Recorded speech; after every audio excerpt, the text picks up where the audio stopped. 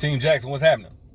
So I said this before and I kind of offended some people. So let me properly contextualize this. And I mean every word of it. But hard work is not the key to success. In terms of financial freedom and being rich or even wealthy, it's just not. And I'm not saying that it's not an element of it, because it is. It's a part of becoming successful. It's a part of becoming financially free.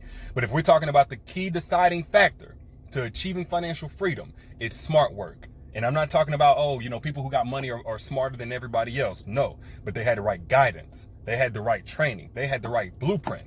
This is why I'm doing the free training at Derek'sFreeTraining.com. If you want to join, I'll put the link down in the caption. But back to what I was saying, when I see people overemphasizing hard work as the single key deciding factor in those who become successful and those who don't, what I'm seeing is the creation of a generation of people who are going out and doing this, burning themselves out, working 15, 16-hour days, sacrificing time with family, sacrificing health, sacrificing sleep, and they're not achieving success. Therefore, they're losing hope in themselves, and they're thinking everybody just out to scam them, everybody out to get them, somebody just lying, or they just lose belief in themselves, period.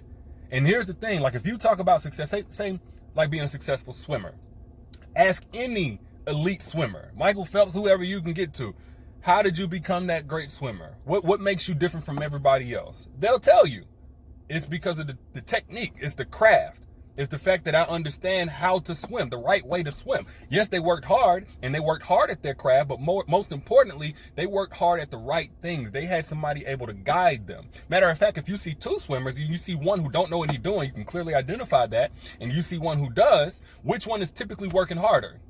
The one who don't know what he's doing. Not only is he working harder, he's not going nearly as far, because that's the difference, the training, the guidance, and also what happens whenever we overemphasize all the hard work stuff is we implicate that people who are not as successful are lazy or they lack work ethic.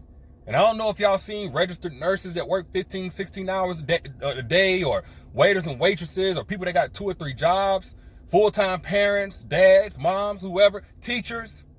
These people don't lack work ethic, and they may be successful in what they want to be successful in. But if you're talking about financial freedom, most of them just lack the blueprint. Matter of fact, I would say even if you take the average lazy person, it's not that they don't have work ethic, it's that they're uninspired. Uninspired because they feel like they don't know what they're doing, or they don't know what to do, or what they're doing is not adding up to what it should be. But if you take any lazy person, out of shape person, whatever you want to call it, couch potato, and you say, you know what, at the end of this mile is $1 million. You can see it right there. It's a big old suitcase. That's $1 million. I'll sign this contract, sign it over to you. That's your $1 million, but you have to get there on foot. You have to travel that mile on foot. You cannot take a bike. You cannot roller skate, none of that. You can't drive. You got to get there on foot. They're going to work hard to get there.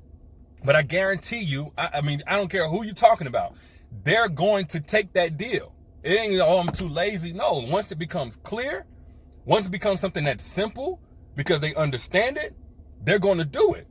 And I feel like, especially as an African-American male, I feel like we've had this whole hard work is everything mentality passed down to us because that's how we came here to this country. But look at who has 98% of the wealth.